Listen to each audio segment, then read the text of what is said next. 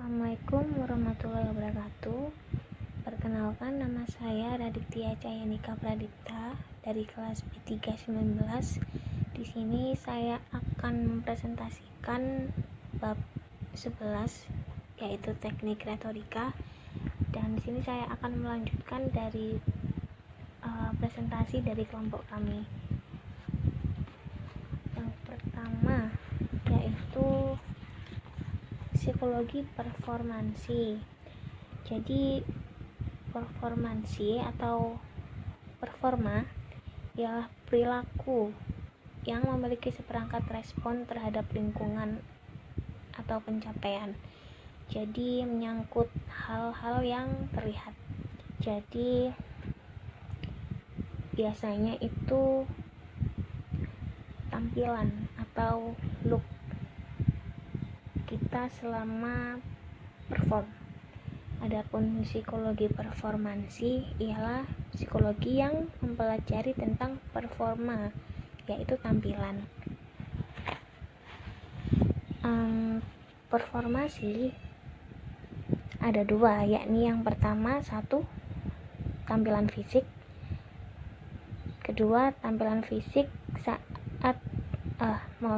yang pertama tampilan fisik yang berkaitan dengan pakaian atau atribut.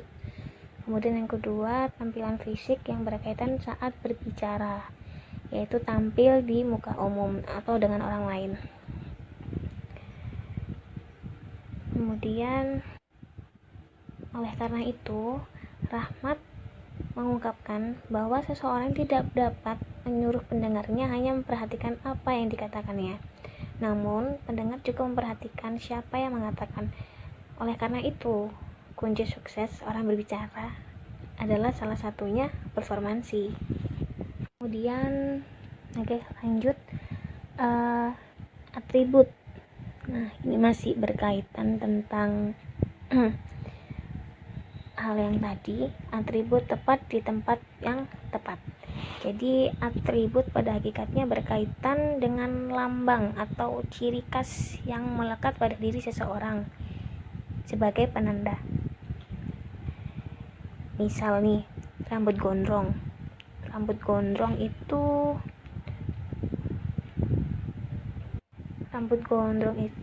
biasanya memunculkan kesan yang kurang bagus. Apalagi contohnya nih, dia bekerja sebagai guru. Nah, biasanya sosok guru itu kan identik dengan pakaian yang rapi, rambut pendek, klimis, atribut yang rapi. Nah, coba kalau misalkan gurunya itu gondrong.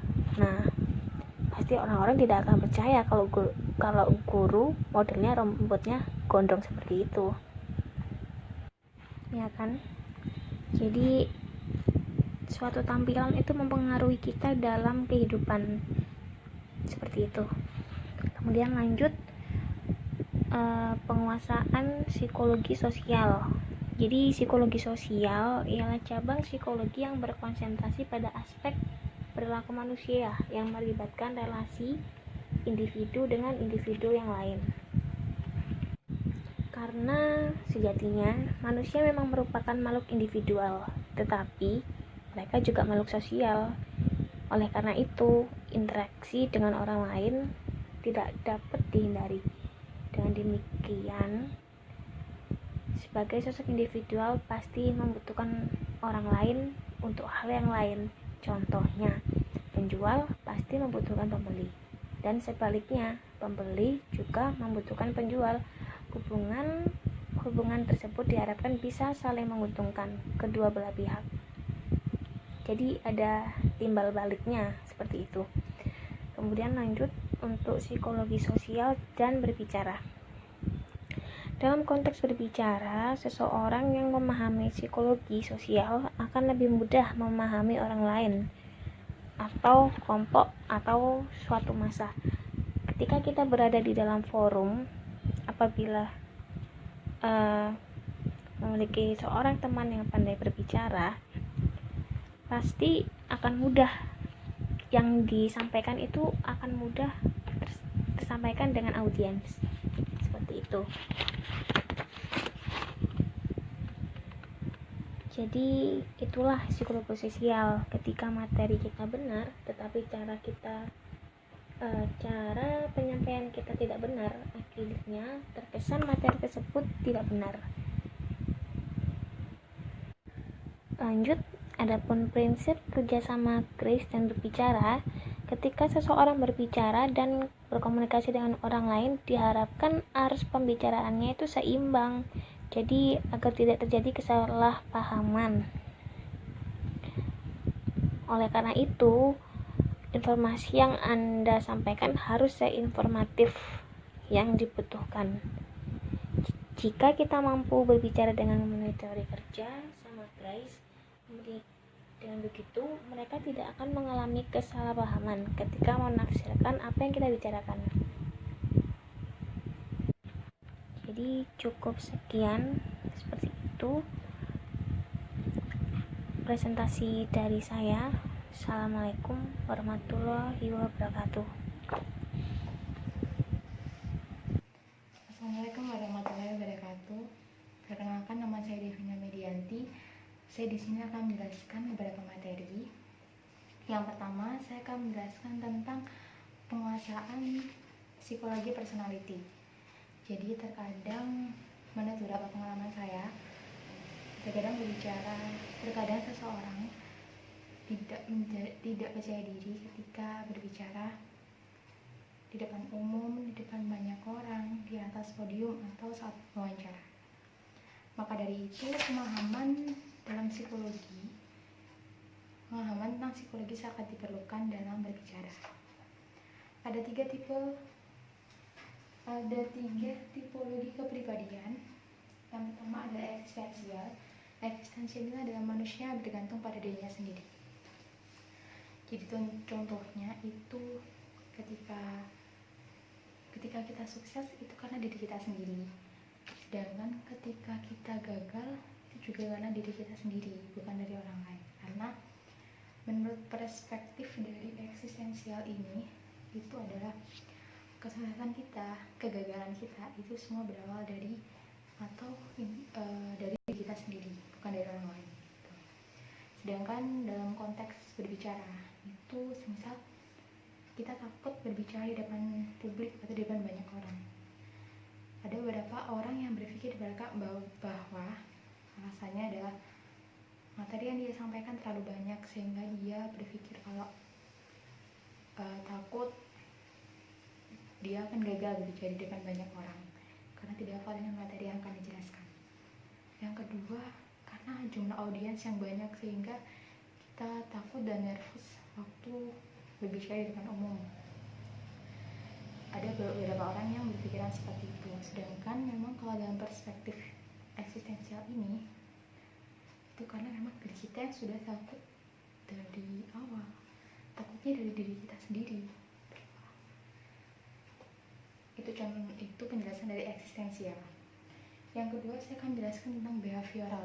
Behavior ini saya simpulkan pengaruh pergaulan dan lingkungan. Jadi semisal teman-teman ingin pandai berbicara, maka teman-teman bisa berkumpul atau berteman dengan orang-orang yang pandai berbicara. Seiring berjalannya waktu, teman-teman akan semakin bagus dalam kemampuan berbicaranya, karena teman-teman berada di lingkungan seperti itu. Itu dari contoh saya yang behavioral. Yang ketiga adalah psikoanalisis. Dan yang keempat adalah humanistik. Humanistik ini dikembangkan oleh Abraham Maslow. Beliau berusaha menggabungkan pemikiran bahwa manusia menjadi beradab bukan hanya dari diri mereka sendiri ataupun bukan hanya dari lingkungan, tapi melainkan dari keduanya. Jadi seseorang bisa sukses atau tidak itu dari motivasi dari dalam dan dari luar diri mereka.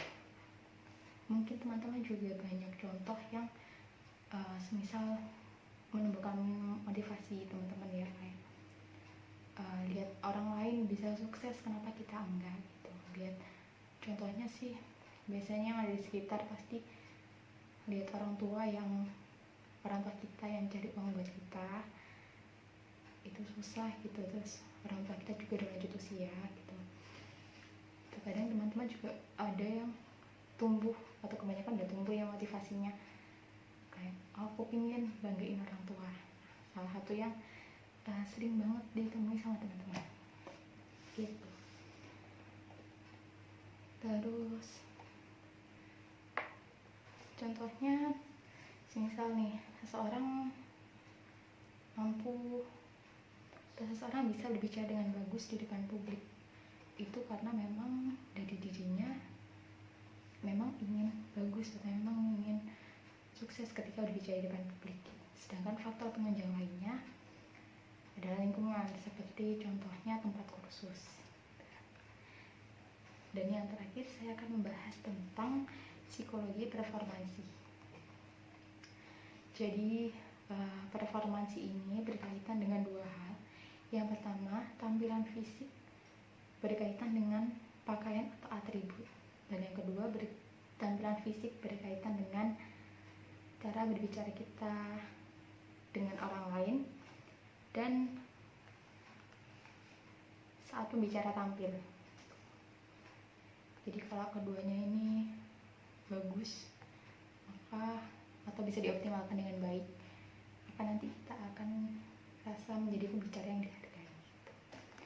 Karena kita sebagai pembicara nggak bisa menyuruh, atau nggak mungkin biasanya nggak bisa, karena kita sebagai pembicara tidak bisa menyuruh pendengar kita hanya memperhatikan apa yang kita katakan, tapi mereka juga bisa memperhatikan siapa yang mengatakannya. Jadi kita nggak bisa nyuruh pendengar kita buat cukup mendengarkan apa yang kita jelaskan, tapi mereka juga bisa memperhatikan siapa yang berbicara, apa yang kita kenakan gitu. Misal kayak pakaian kita cocok nggak untuk acara ini, aksesoris yang kita pakai cocok nggak atau sesuai tidak dengan acara yang kita hadiri, acara yang kita isi, seperti itu. Sekian, terima kasih dari saya. Assalamualaikum.